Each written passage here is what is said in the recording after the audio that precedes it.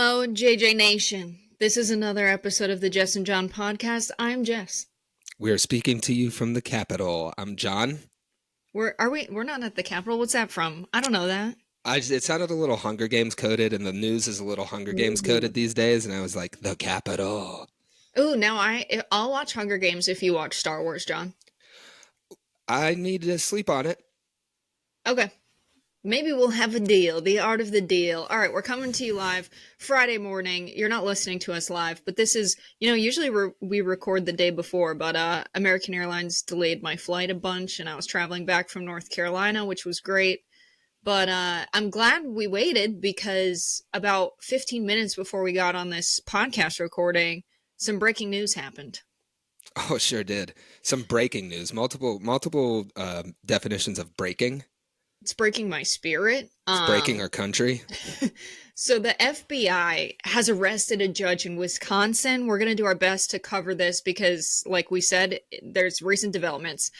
So they arrested this judge for obstruction of justice, of ICE agents specifically. And Kash Patel tweeted about it. This is per Axios.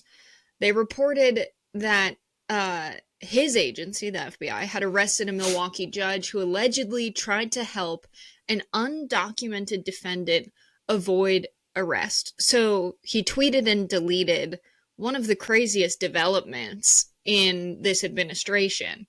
So Hannah Dugan is a county circuit court judge, and this charge of obstruction of an immigration arrest operation is what's got her in the clutches of the FBI. Now, Axios has reached out to the FBI for clarity on the situation.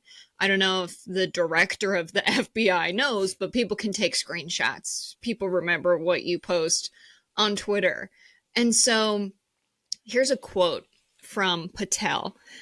"We believe Judge Dugan intentionally misdirected federal agents away from the subject to be arrested in her courthouse, Eduardo Flores Ruiz, allowing the subject, an illegal alien, to evade arrest." So he's saying that this is the immigrant that the judge tried to help out. Is that right? This Flores Ruiz? So it sounds like Judge Dugan, I don't know, gave ICE some bad intel on this immigrant who Patel is calling an illegal alien to, I don't know, help him evade arrest. And so I don't know about you, John, but I don't really believe in the FBI's telling of events here is just my first inclination. Yeah, never trust the cops, never trust their narrative. Obviously, this is going to be a big news story. It is breaking right now, but I fully anticipate that most corporate and legacy media are going to be kind of parroting the lines of the FBI, and I would suspect there will be this debate over the intention of this judge. Was it in her intention to, obstruct ICE? I've already seen some debate about ICE making detentions in courtrooms to begin with, which would discourage, an entire population of this country from using the legal system. That's very similar to ICE partnering with the IRS to use private financial information to, hunt down whoever they want, but specifically targeting illegal immigrants, and also creating a system where this population of people that is paying, billions of dollars of taxes, it's going to, incentivize them not to do that, just like ICE is going to incentivize that population of people not to, participate in our courtrooms. All of that is probably by design. But I think my take on this is it's important to not miss the forest for the trees here and to keep your eye on the big picture. This administration is up to all kinds of fascist shit. Right? They're moving very fast. They are crushing due process by, deporting citizens without hearing their side of things, making us rely all on the government's word to find out what's actually happening. They are attacking press freedom, kicking the AP out for stupid shit like not updating their standards to call it the Gulf of America, right? And kicking out an entire fourth estate from covering the actions of this administration. They're openly calling for punishing political enemies, ignoring court orders from the Supreme Court, and now they're arresting judges, right? So like there's going to be a debate about what happened here, but don't lose the big picture, because this administration is taking us to a billionaire run autocracy so quickly. And I think we just have to keep our eye on that. And, let's look at look at the players involved who are in control. We've talked so much about this, but you have political zealots that are in control of the surveillance state right now, who are just openly calling to hunt down their enemies. The guy who's the head of the FBI, Kash Patel, the man involved in this story about the FBI arresting a judge, he had a quote, I think it was on a conservative podcast, but his quote was, "We will go out and find the conspirators, not just in government, but in the media. We're going to come after the people in the media who lied about American citizens, who helped Joe Biden rig presidential elections. We are going to come after you, whether it's criminally or civilly. We'll figure that out. But yeah, we're putting you all on notice." That is the director of the FBI. That is weaponizing the government against political opponents. That now has resulted in the arrest of a judge, as ICE is doing all kinds of constitution breaking shit to track down people who are closer and closer to American citizens. So this is the big picture that I don't think we can lose here. Yeah, I mean, think about how they spun this. In their time, when they were complaining about the Biden administration, it was all about how journalists were under fire and free speech was in jeopardy just because content was getting flagged as misinformation by a private company. This is different. This is the government saying that there's going to be potentially criminal charges if you are spreading a narrative they don't like, regardless of truth. And I think that's the craziest part, is that they're slowly distorting our idea of what justice is.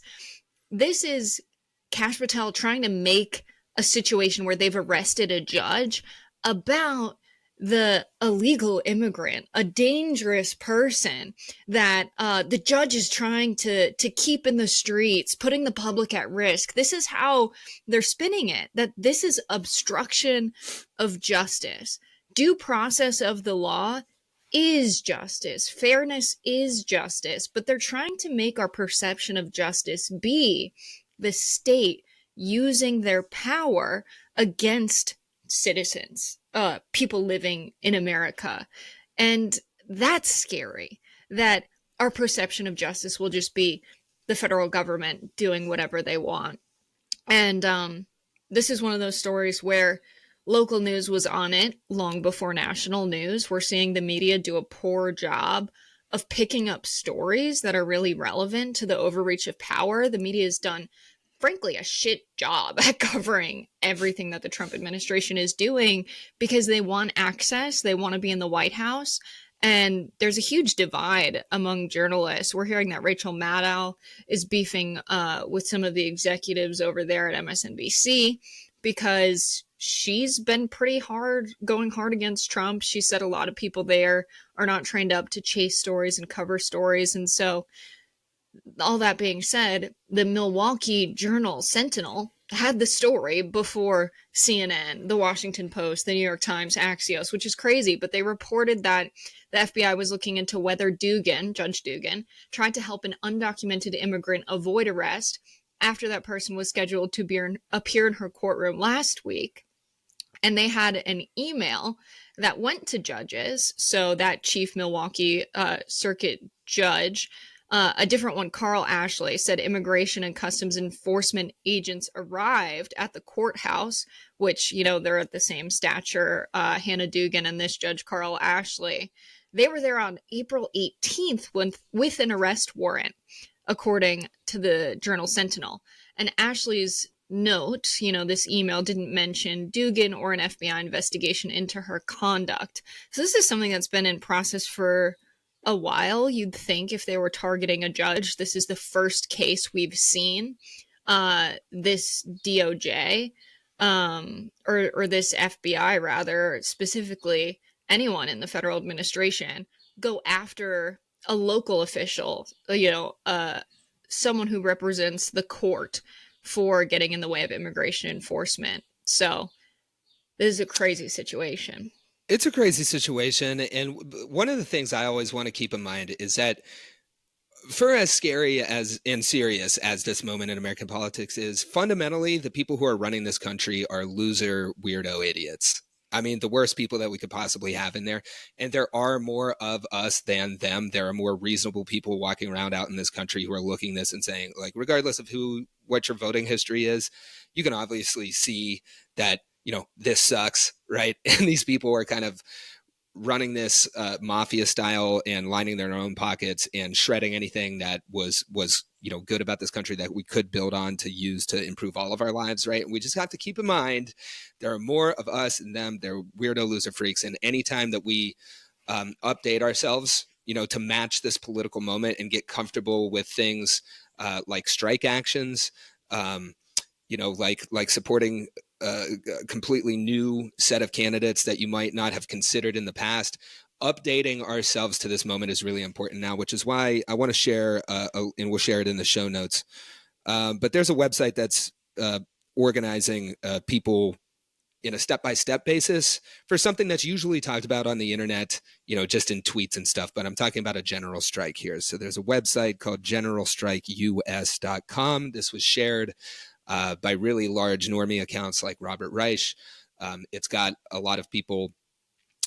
It's got some critical mass. You should go there. You should check it out. You should look how they're organizing this in stages, and you should sign up. I did. We'll share that in the show notes. But thinking about mass actions like that, general strikes withholding our labor, I think are really important to get familiar with right now. And, there's a rule that if 3.5% of the any society that has mobilized to protest, if 3.5% of the population has been engaged in that in a meaningful way, they usually win. So that's the theory behind that. Go ahead and check it out, generalstrikeus.com. Yeah, I think this is like the thing to do, right? What say do we have right now? We've been in the streets. There have been thousands of normie people taking to the streets in states like Utah. Doesn't have an effect. Like, I hate to be that guy, but if you have a permit to be out in the streets with signs and megaphones, that's a parade. It's not a protest. Protests are meant to make people in power uncomfortable. They have to, obstruct normal life in some way other than being a crowd of people out in public. And I think the best way to get these people attention, they only understand a couple things: money and violence. And so if you hit them where it hurts, their purse, by withholding your labor, that's the way to get the message across. I mean, this whole system runs off of the backs of working people. Spending a couple days at home costs them billions and billions of dollars. And so this is a really effective organizing tool, perhaps the only one we really have right now as a general public to get a message across that, like, we're not going to live in a country that does this. You've lost the consent of the governed if you're using the rule of law in this way. If you're using our taxpayer dollars in this way. I was telling my dad, I have to pay taxes. This is one of the first times that I file my taxes, and I have to give the federal government more money than I gave it already. And I was like, but I feel like I should put it in escrow or something, the legal way, because because you're not allowed to touch taxation this without representation. Yes, that's some old-fashioned dump some tea into the harbor stuff. Paying this government $15,000. What? All this money in taxes, and like, this is what we get. Come on, I like the escrow idea. Yeah, I've heard that, like, if you have a problem with your landlord or something. I've sat in actually at some arraignments in the morning at the courthouse when I was living in Rhode Island.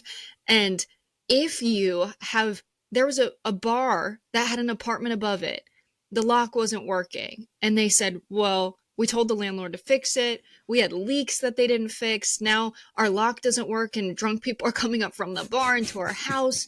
And I was like, what a horrible living situation. Are you talking about America or a place that you lived? I can't tell. I lost the plot. No, Same things are happening. This is just a case in a courthouse where, like, the landlord was on one side with a private attorney, and the poor tenants are like, we don't have any privacy. Our landlord sucks. They won't fix anything. They can't break into the house. And so they were like, we didn't pay rent because this is not up to standard. This is not legal. And the judge was like, well, did you put the money in escrow? And they were like, well, no, we don't know what the fuck that is. We're just regular guys. And they were like, well, then judgment for the plaintiff, you have to pay all that money back. And that's it. Good luck. That's America. We're putting this country in escrow. You got to stop arresting judges, or we're not gonna, you can't have my money. Yeah, it reminds me of Andor when Andor gets sent to Narkina 5, which is a sentence John will understand one day. Yeah, I was about to say I was going to play along like I did understand, but I do not. So, all right, let's go on to what's happening in the Trump world. Another election, apparently, that Trump will be running in 2028, officially on the Trump website. There's a Trump 2028 red hat, white font. Looks like the old ones. $50 is what it'll run you. Is that it? Just a couple carton of eggs. For just a couple cartons of eggs, you can That's get like one carton of eggs max, I think, pretty much. Yeah, so he's rumored to be looking into it if it's possible to run again. That's something that he said. We're looking into it to see if we can bend the law in our favor. Yeah, I'm of the opinion that whatever the law says, he's gonna, if he's alive, if the chicken nuggets don't take him out or whatever, he's gonna run again. And yeah.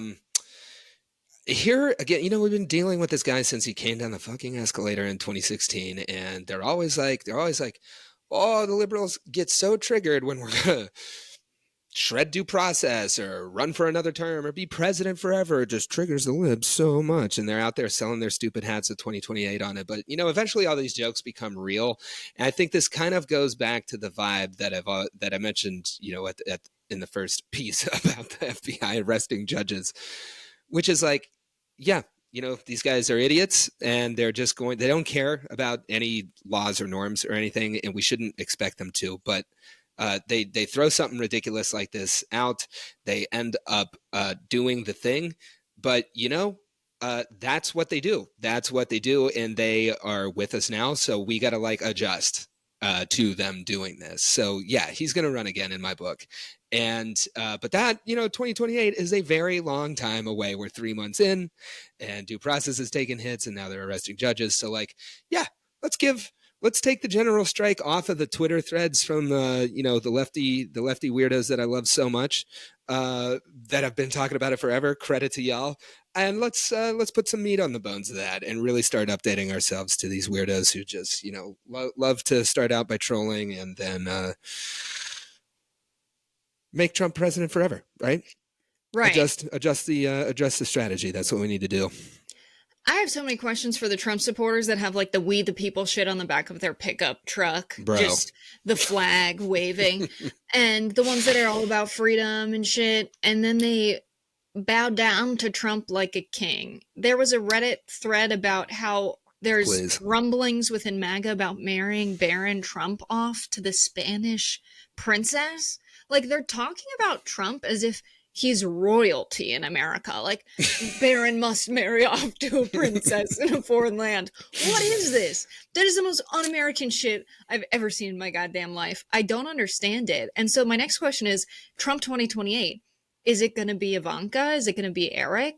Is this a situation where he's passing it off? It can't be Melania because she's an immigrant, but it could be one of his kids. Is that what we're doing? What are we doing here? Hey, the government we deserve is Don Jr. face down in a pile of coke on the Oval, right in the Oval Office. Tonight's State of the Union, Don Jr.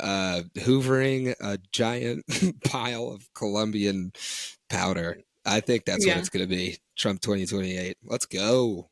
Yeah, I just watched Gladiator 2. It's going to be a situation where they have these two twins. One of them, I think, has syphilis that's spread to his brain, and he's obsessed with his monkey pet. And then he's persuaded to kill his brother, basically, but really this other guy does it. And then he appoints the monkey to be in charge. It's really awesome. Please. That's going to be Peter Navarro and Stephen Miller with Eric Trump in office. It's the fall of Rome.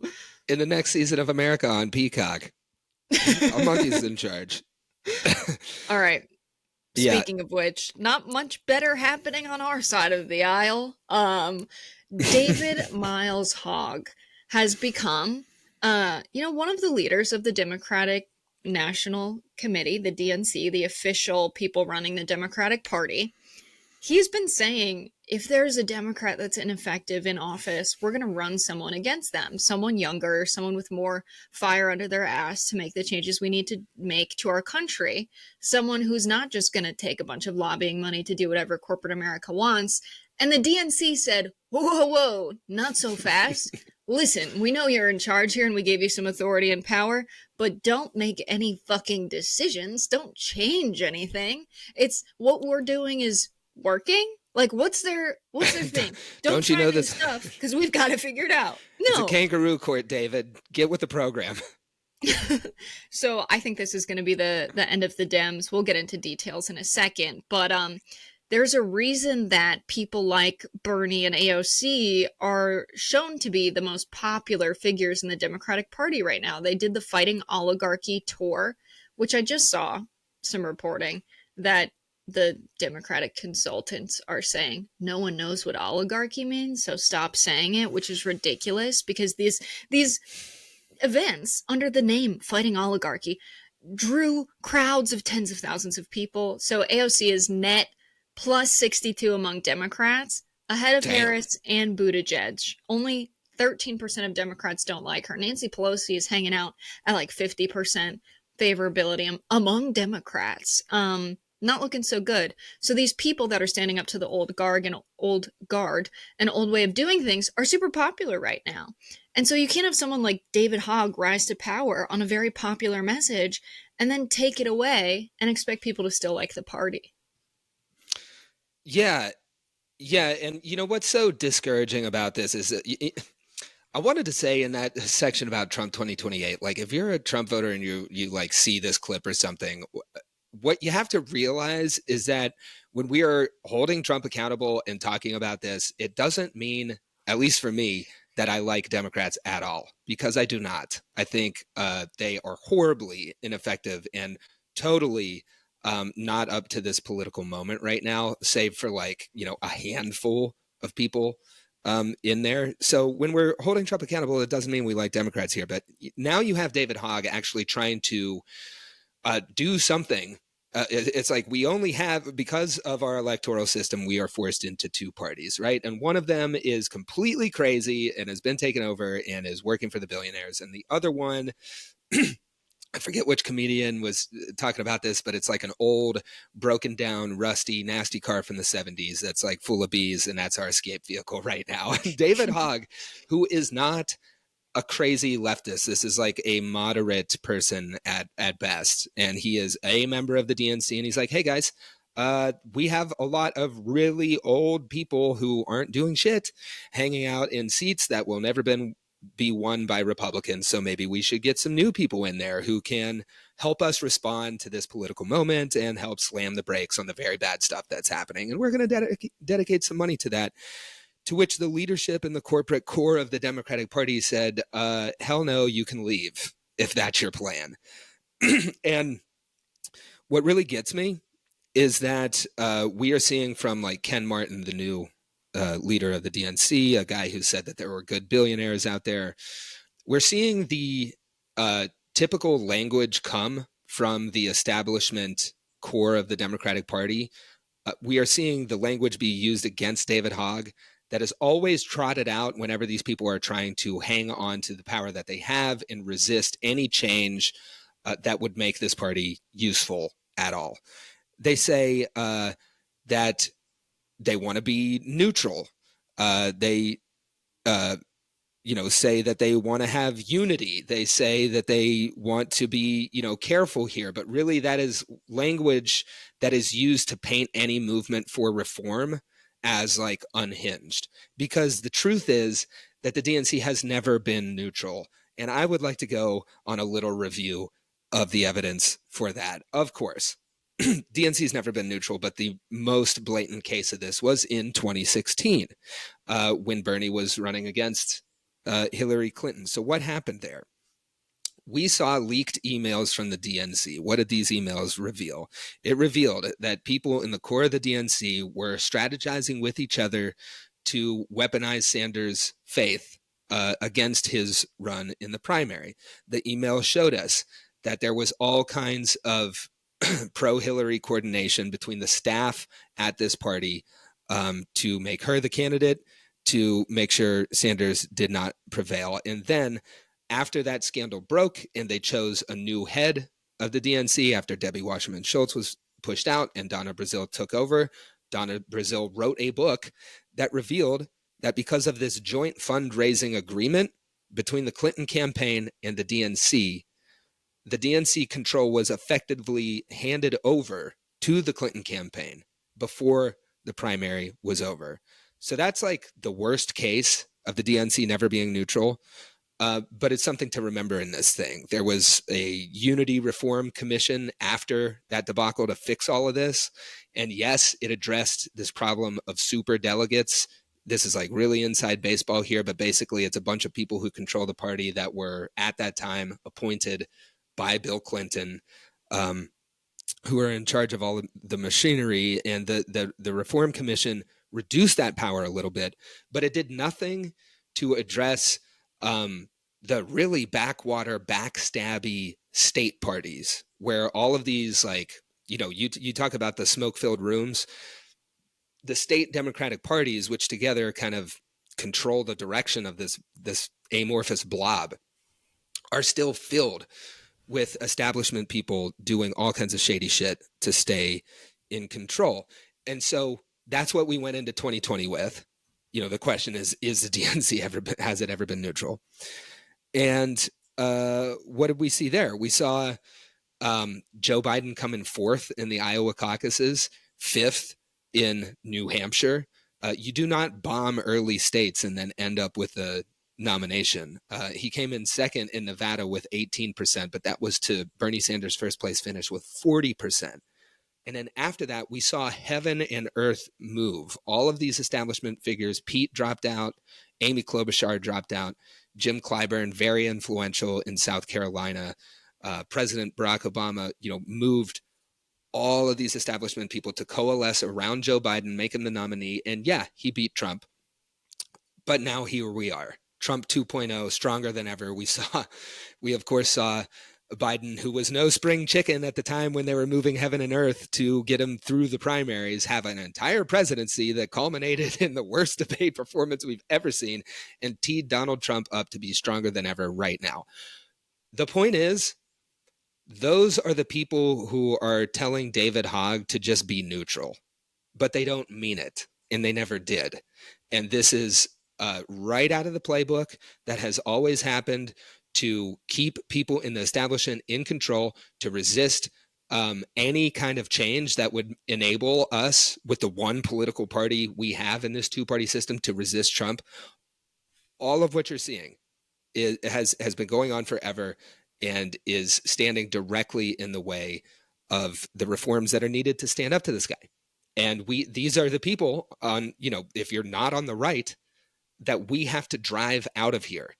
The Ken Martins, the people that are targeting David Hogg right now, they got to go because, Trump, right? Keep the eye on the ball. That's the enemy. That's the threat. But right below him are the people who prevent anything from standing up to the guy. Those folks have got to go. And, not only are they driving attempts at reform out, but they're actively, running candidates, and they're going to try to crush the left, and they're going to try to saddle us with people like Gavin Newsom. Sorry for this very long rant, but it's a sensitive topic, It's important because what we're seeing now that the DNC is doing is a pattern of behavior. In 2016, the Democratic Party nuking Bernie was fueled by a whole host of no neutrality favoring Hillary over Bernie from within the party. Hillary had tapped into the victory fund that was supposed to be used by the candidate who won the nomination and was going on to face off in the presidential election against the Republican, which would have been Trump. Hillary tapped into that victory fund early in her primary against Bernie. She was using the party's funds that were intended for the general election to beat Bernie Sanders. What is this party's agenda? If they are attacking a candidate that got $7 million in small dollar donations from the Democratic Party, far more than Hillary Clinton, why are they favoring this candidate that stands up to corporations and billionaires and the ruling class? Why do they hate him so much that they're willing to do this? And it got really ugly. In the days before the first primary contest, the DNC took away the party's, or rather the campaign, the Bernie campaign's access to VAN, the Voter Action Network, where they access all of the data on people who say, yeah, I support Bernie Sanders. And then they send them emails and texts and phone calls to say, hey, it's primary day. Let's get out there and vote. That's a very important part of any grassroots political campaign, to tell your people we have to show up today. So they took away their access days before the primary contest, and Bernie still won. They went on to prevent Bernie delegates from entering the DNC. I've talked to these people. They said militarized police were at the DNC doors, preventing Bernie delegates from getting back in after kicking them out because they were being loud and protesting what was going on. But they had to cast their ballot as a delegate, cast their vote in the convention, and they were not allowed in to do that. It was just a series of horrible things. And so a bunch of Bernie delegates, or Bernie donors, came together in a class action lawsuit against the DNC in the state of Florida. Oh, my camera.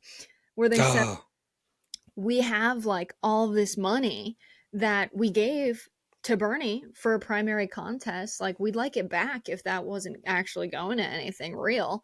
And so they had this lawsuit, and the plaintiffs made their case, and the DNC's response was, quote, we could have voluntarily decided that, look, we're going to go into back rooms like they used to and smoke cigars and pick the candidate that way. That was Bruce Spiva, who is the lawyer for the DNC. And he's saying that would be legal. And the court ruled that, yes, it's actually party business. People don't have any right to having a real election for a primary. It's up to the party to pick the candidate. So when David Miles Hogg says, my foundation, and he has a foundation because he was a March for Our Lives person, he, fundraises a bunch of money under Leaders We Deserve, which is an organization he co-founded. So he's like, we're going to spend $20 million on getting out these candidates that are just sort of asleep at the wheel, is how he puts it. And we're falling downstairs and freezing during speeches. I mean, these are the things that happen to old folks, so we're not targeting them. But seriously, we need people capable of more than that in this moment. People who literally may fall asleep at the wheel. And so Ken Martin's like, we're going to change the rules and require everyone be neutral. Any DNC official officers, I guess official officers is redundant, any DNC officers have to stay neutral in primary races, which is insane. Because remember when Nancy fucking Pelosi endorsed that candidate over, wasn't it Jessica Kennedy in the Markey race and everything? There was like so many examples of Nancy Pelosi saying, I don't get involved in primaries. And then she goes ahead and does. Yeah, as long as it's a corporate candidate. Yeah, this is not just a Bernie Hillary thing. I mean, if you're listening to that and you're like, oh my God, I can't believe the Bernie people are still upset about it. I didn't even work for Bernie Sanders. I worked for Elizabeth Warren. That's just the most prominent case of the DNC never being neutral. It never has, never will. What they're doing right now, making moves against David Hogg to force him out by August, because that's effectively what this change in policy would do. It's about power. Not fairness. Centrists use this neutrality language to block challenges, to protect corporate incumbents, and to avoid reform, which is what's happening before our eyes. Yeah, it's insane. Now, Mr. Slotkin has a war plan, is testing a war plan. Miss Alyssa, this is not a man. Who's Alyssa Slotkin? Oh, Michigan. Okay. Yes, Michigan. I know this person. Yes. A former CIA analyst who, a spook. Now she's trying to win in battleground states. She won in Michigan, right? Yeah. Yep. Okay. I need to get to know. I was in trying to figure out who Dick Durbin was the other day while I was in Chicago. Yes. He represents right here. Um, okay, so Slotkin has a war plan. And at first I was like, okay, former CIA person has a war plan. I don't know if I like the sound of that.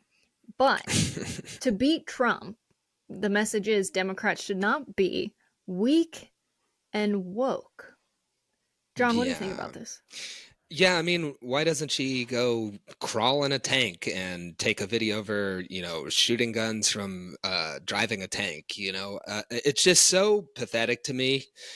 After every major loss that was engineered by these corporate centrist Democrats who don't really know what they believe, they always have this moment, this public moment of like trying to figure out what they do believe and then just trying to define themselves in relation to what somebody else is doing, which if you're trying to not be quote weak and woke, that's like the weakest thing in my mind that you could possibly do. I mean, publicly trying to figure out what you believe instead of showing people by fighting for what you believe in is just so transparent to me and so calculated and so uh, part of the problem that we've been seeing from these corporate types and is the reason for why they've always been losing because people can smell bullshit, right? If you're out there, if you take it on the chin and then you come out and you're going to say, I will do anything to get elected and I'm going to puff my chest out and I'm going to be so strong and we're not going to be woke anymore. Watch me stomp the immigrants. Is that what you guys like? You seem to like when people go out there and stomp on immigrants. Look, I can do it too. Elect me. What kind of strategy is this? These people are crazy to me and they do not belong in any party that is dedicated to justice, to a working class agenda that is actually going to, materially improve all of our lives. We can't have these posers out here who have such a long track record of this. When I was making that tank reference, go ahead and Google Michael Dukakis if you want to. This is a guy who was running against the first Bush, right? And Republicans did what they always do. They say, "Oh, Democrats are weak and they're feminine, and we're not. We're not that. We've got big, scary problems, and we need people to be strong in front of these problems." So, what's Michael Dukakis do after this charge of being weak is levied against him? He slaps on a tank helmet and a big flak jacket and gets these glossy pictures taken of him riding around in a tank, to which people look at and see that it's a ridiculous attempt to respond to an attack that your opponent did on you. I mean, it is clown shit that I cannot believe is taken seriously for literally close to 40 years of this opposition party. Nobody offering these plans should be taken seriously, including Alyssa Slotkin. I referenced this earlier. Alyssa Slotkin is the person who said, stop using the term oligarchy. So what does she mean by stop being weak and woke? It is weak to capitulate to the ruling class of America, to say, you know what, you guys can amass as much wealth as possible. She's saying stop being mean to the oligarchs, and then simultaneously saying she wants a no bullshit message, and then delivers a speech full of bullshit. This is a former CIA analyst, a CIA official saying we need militaristic plans. I'm sorry, but I think the United States has had enough of that. Enough of the working class going by the militaristic plans of the ruling class in America. Where has that got us? Nowhere good, quite honestly. And so this message of like, don't be weak and woke sounds good, because I think people are a little bit sick of political correctness, which is what the mainstream media has allowed woke's definition to morph into. But originally, woke meant, especially in the Black community, being aware of the systems of oppression at play in America and keeping yourself safe from them. And what is she saying here? She's saying, actually, no, you should allow yourself to be bulldozed by the ruling class and the oligarchy in America. No. I think people are sick of political correctness in the sense that I had a grandma who immigrated to the United States from Poland during the Great Depression, and her husband left her with a bunch of kids, like over 5 kids, and nothing. And this is a woman in the Great Depression era in the United States. She had no choice but to take whatever work she could get. She worked in the Raytheon factory. Now, what would the politically correct left or liberals say to that? How could you work for Raytheon? When you're asking people to choose between making a political point and survival of themselves and their kids, they're going to choose survival. And if you shame them for that, you are alienating people. So I agree that we should stop being so fucking politically correct where it's unnecessary and start building a movement against the ruling class.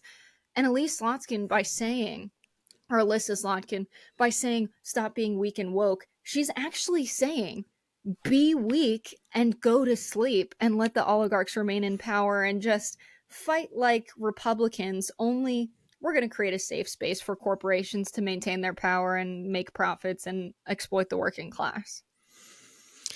Yeah, it's like it has the same energy. I feel like, Democrats, whenever somebody, Republicans call them weak, they're like, maybe we should cuss more. Maybe if we they're like, are you ready? I'm going to say it. I'm going to say a bad word. That way, I'm strong. And people are like, what the fuck are you doing? Can you please fight for something already? Like, shit's really bad out here. Can you just not do this, tying yourself in the pretzels to try to say a bad word to appear strong and maybe fight for my health care, please? Yeah, it's crazy. Yeah, it's ridiculous. Hey, what if we use the F word and we're also mean to the immigrants? And it's like, not even close, not even a little bit of what we're asking you guys for. God. Yeah, there is, there is a good example here of Democrats, doing something. For me, I just want to give credit to Senator Chris Van Hollen, who took a trip down to El Salvador and used his power to force a meeting with Kilmar Abrego Garcia, the union brother in the SMART union, who was snatched by ICE and deported with no due process to an El Salvador prison where he currently is. This senator going down there and using his platform to meet with him and to raise awareness on this in a way that is the most effective thing that we have seen in this particular case compared to anybody else. I do think that deserves credit, and it stands in stark contrast to someone like Gavin Newsom, governor of California, and a man who has wanted to be president since he could form a conscious thought, who called the case of Kilmar Abrego Garcia a distraction of the day. And here again, just like Alyssa Slotkin trying to, grandstand about not being weak and woke anymore, we have Gavin Newsom doing his own act of this, calling a man who was deported with no due process, who was married to an American citizen, who is a union brother, a distraction of the day that just feeds into what Donald Trump wants to talk about. It is not a distraction, and your strategy of calling it that, to position yourself as somebody who just cares about kitchen table issues, I think people can see through that. I think people do like the Constitution. I think people do want their elected representatives to stand up against a tyrannical government who is shredding the ideas and processes that this country was founded on. I think it does not make you weak to stand up for those things. I think this is not a zero-sum game where if you're fighting for an immigrant who is illegally deported, that you're not standing up for a white union worker in the same trade union as this guy. I think, black, white, brown, regardless of your citizenship status, this is people who have to work for a living versus billionaires who are hijacking our government. And are you on the side of people who have to work for a living, who some of them are coming under the crosshairs of a tyrannical government? Are you fighting for them? Or are you trying to advance your own political career by calling it a distraction? That is what Gavin Newsom is doing. That is what we cannot allow to take over the only opposition party that we have by this guy running for president. We need to laugh him out of the room when that happens. And we need to see more people like Van Hollen taking a trip to fight for people regardless of their race or their immigration status, because at the end of the day, we all got to go to work in the morning and we're on the same side. Yeah, I think Newsom has a bit of a wanting to be in the center of attention all the time complex. Main character syndrome, pretty bad with that guy. And Oh, yeah. Van Hollen is the senator from Maryland. If I was taken to the prison in El Salvador, I would hope my state senator would protect me as, someone who's in Congress, supposedly in control of the purse strings and in control of all of the federal agencies that Doge and the administration are trampling all over their constitutional rightful duties. Um, that they would actually do something to protect the people that they represent. Like, this is good representation to make sure that the executive branch doesn't trample all over your constitutional rights. It's ridiculous. John, I have here in our show notes Whitmer and the binder over the face. We have more news out of Michigan. What is this? I haven't seen this. Yeah, in another installment tracking the people who are putting themselves forward as potential candidates for 2028, or at least people who could be the new and strong face of the Democratic Party, we have the governor of Michigan, Gretchen Whitmer, doing another thing that Democrats do.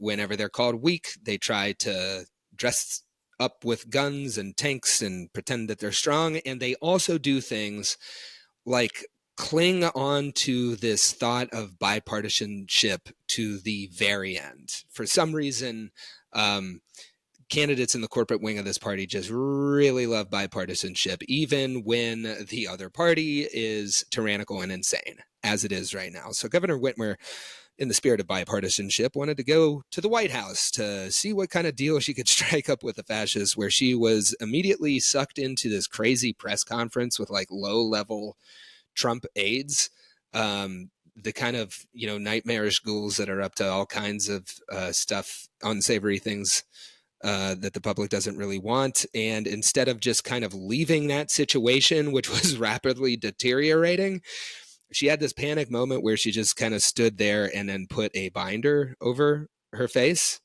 and just stood. And we'll put this up in the video, but rather than leaving or using her platform to call out any number of the harms visited upon the American public by this terrible administration, rather than doing any of that, she just kind of stood there with a binder over her face. And these are the people that we that want us to believe that they're capable of, running, winning, and fighting the movement that we're all faced with right now. I think that's ridiculous. I think we need a crop of new candidates. I think the people in the corporate wing of this party, Gretchen Whitmer, Gavin Newsom, regardless of what you did, there's going to be some good things that they did. All right, a broken clock is right twice a day. But fundamentally, these people are not up to snuff for the political moment. And you can see it in moments like this. So now we get to talk about Jack Schlossberg, everybody's favorite new darling of the Kennedy family. I'm a fan. I mean, he's funny. Funny guy. Better than RFK, Better than RFK. That's for damn sure. So Jack's on this new thing. Jack Schlossberg is now advocating for boycotting the Met Gala. Here's a video. Let's watch. Hey, Anna Wintour, I'm sorry, but I'm boycotting the Met Gala this year. I can't go in good conscience with so much happening around the world and at home. It's just not the time. It's not the time for a party like that. So I'm calling on everybody to boycott the Met Gala. It's not the time. Thank you, guys. Thank you all so much. Thank you. Thank you all so much. Thank you. No, thank you. Anyway, I'm boycotting the Met Gala. I won't be going. I cannot in good conscience go to the Met. Hey, Anna Wintour, I'm sorry. I think my favorite thing about Jack's political takes is you can't tell what's a bit or not. That really resonates with me. So he posted also on his Instagram page, there are this screenshot of results from Google of boycott Met Gala and the AI overview in screen where it says the Met Gala has faced calls for boycott due to the event's perceived opulence and its juxtaposition with global crises, particularly the ongoing conflict in Gaza.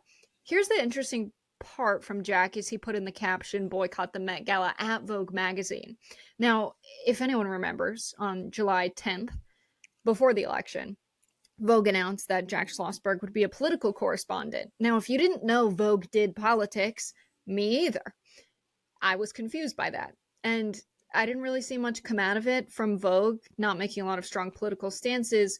He posted something first thing today, ask not what your country can do, just boycott the Met Gala. Very funny.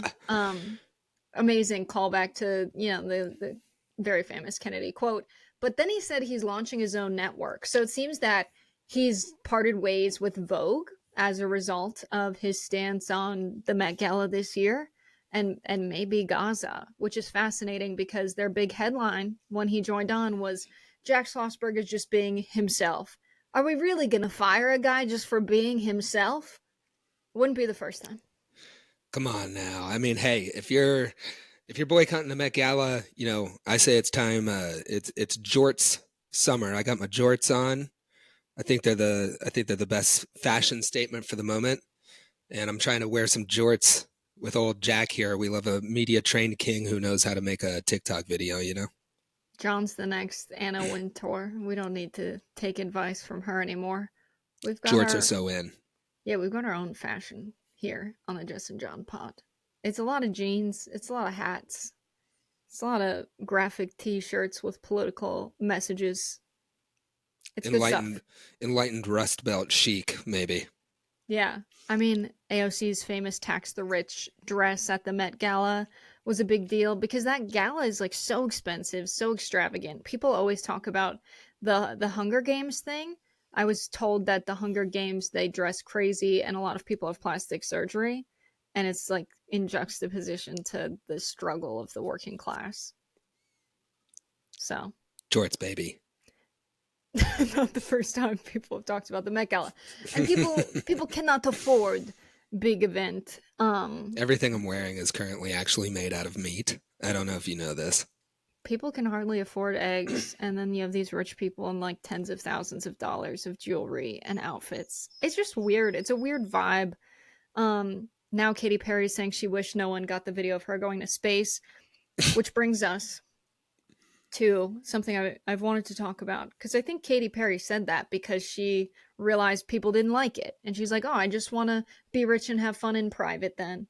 It wasn't even like, oh, I shouldn't have gone, and I've reflected and I understand that many people cannot afford things on Earth, so we shouldn't be going to space for fun and in a $1 billion joyride. It wasn't that. It was, I wish you guys didn't see this. I wish we could just enjoy our money in private, which is ridiculous. You poor people are really bringing down my vibe right now. I'm trying to blast off the space with Jeff. What's the fucking problem? I shouldn't have told you guys. Sorry. Not I shouldn't have done Oops. it. Guess I'll keep it on private story next time. Yeah, I want to introduce a new segment. So this is called Recession Core. And we're going to cover this at the Jess and John podcast, where it's the many trends that are happening as a result of bad economic times. And it's the ways we find joy despite the restriction of not having a lot of extra money. This is what we're seeing on TikTok. It's thrift shop Build-A-Bear. These girls went into a thrift store, looks like Goodwill. I know the type. They picked out stuffed animals and then dressed them with the baby clothes available in the thrift store. You've got the whole operation right there. You've got the stuffed animals, you've got the clothes, and way cheaper than Build-A-Bear. Looks fun, cost effective. I was impressed by how cute they came out at the end. If we could show the end of this, they've got full outfits on. They look great, these little teddy bears that they made. It's still consumerism, right? Because you're going out, look at that unicorn. Oh, we're showing it. Man. You got to go to the video to see how good these look. Is that a little duck guy? Yeah. I need a hobby in my life. It looks fun. I need to get into this. I want to do this. So it's still consumerism, right? Because like a lot of these thrift stores like Goodwill are big corporations making a ton of money, actually. It's still consumerism because you're going out and buying something to have a good time, but it's reimagined consumerism. There's all kinds of recession trends like dyeing your roots dark on purpose, which lets your hair grow in without a lot of maintenance and going back for a lot of appointments. There's all these sorts of things that coincide with bad economic times. I find it fascinating, the cultural differences. So we're going to cover recession core here on the podcast. What are Recession people doing? recession core is just me slowly going bald over the course of this podcast. That's how I will be manifesting recession core. Yes, it's because of the economy that John is losing his hair. What the hell, right? Thanks, Obama. Thanks, President Trump. John, are we going to call it here? We got a note, we got populism in the show outline here. I mean, I certainly have a couple words to say. We want to talk about this. John, when I flew in to LaGuardia on my many legs of my flight, I didn't realize this, but Rikers was to the right of the plane. I was in the window seat just staring at where our boy Luigi Mangione is, wondering what he's getting up to. He's down there. He's cooking ramen, having a great time, trying to not get killed by the government for alleged actions. Yeah. Let's listen to Steve Bannon talk about Luigi Mangione. We are narrowing our choices and our alternatives. I don't care if it's Bernie Sanders and AOC or Donald Trump. As a country, we have to come to a solution to this. And what the Harvard and the colleges and the law firms show you, it's all federal money. The reason Paul Weiss cratered was because of the federal money. You're going to lose your security clearance. You're not going to be able to work for jobs. By the way, there's one line in there. No client of yours is going to be eligible for federal funds. The same thing with Harvard. Harvard's all about federal money. Everybody's got their snout in the trough. And who pays for it? The little guy. That's why it's so frustrating. And here's the thing. The alternative the populist nationalists offer is an alternative that you can see the sunlit uplands. Tons of change has to happen. But the other alternative, I'm telling you, is this Luigi. The look at he's treated like a hero. He's treated like Robin Hood.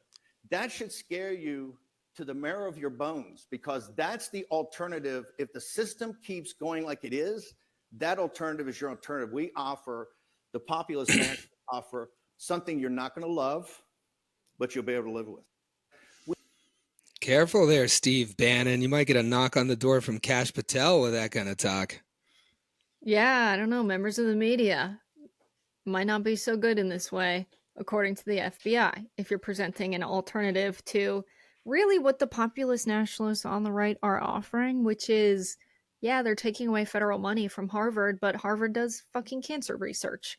And do working people do better if we don't have a cure to cancer? They're the ones smelling the chemicals at work all day getting cancer. So I don't know about that, Steve Bannon. I think when you're telling people it's populism, but the guy that you're buddies with, Mr. Trump, who happens to be the president right now, he tends to see populism as giving a bunch of money to corporations.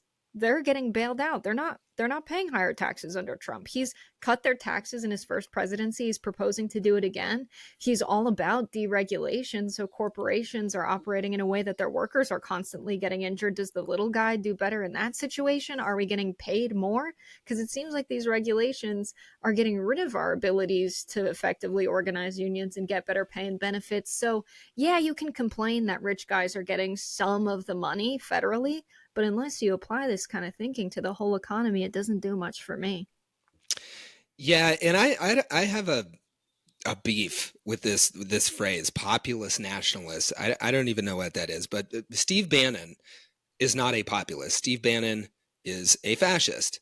He sells masculine fantasies to working people while robbing them blind, just like you outlined. Real populism is material stuff. It's William Jennings Bryan and the Cross of Gold. It is healthcare and wages and public service, all things that Bannon and his movement, which is fascist, offer none of, right? That is not their stock in trade. But he is right about one thing, which is Bernie and AOC could win this moment, and that is what terrifies him, because they are actual real deal economic populists.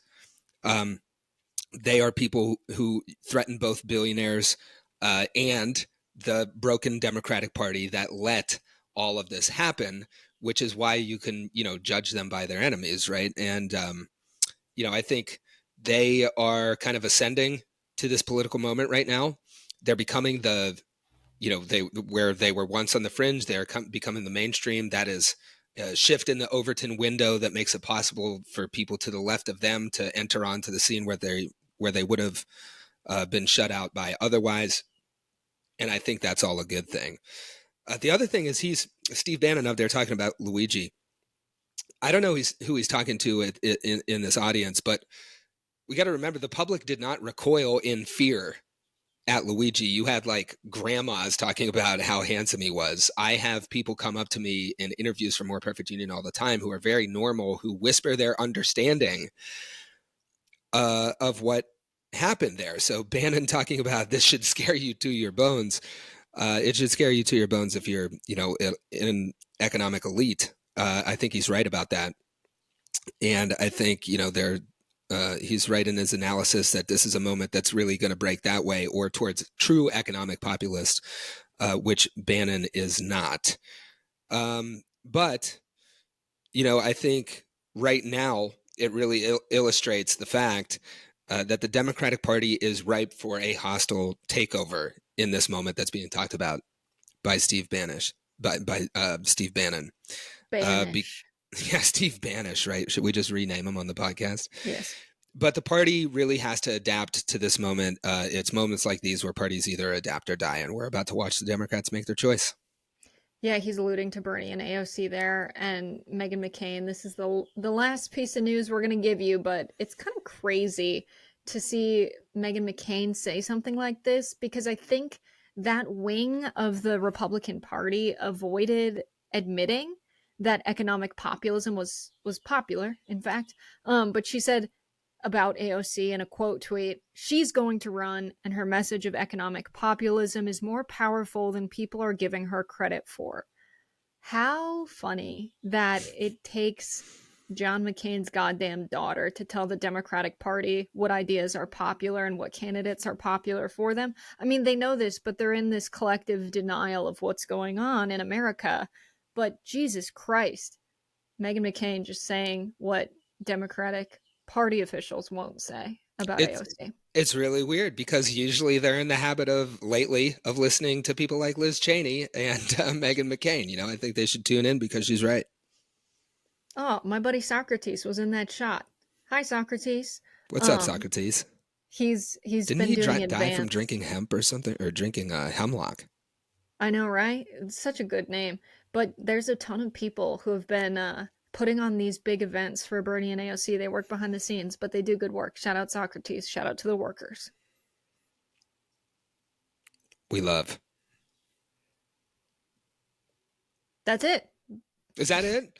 And that's all, folks. We don't want to. We've been going really long in the last few episodes, and we have more things we could say, but we don't want to do too much. We don't want people to get, scared of the podcast because they see it's an hour and 30 fucking minutes, and they're like, that's too long. Don't be scared. Don't be scared. Don't be scared of the podcast. Check out my new piece on Substack instead. Yeah, we John on the Hollow. Yeah. theholler.co. You can see more, and you can tune in for the next Jess and John pod. JJ Nash, over until now. then.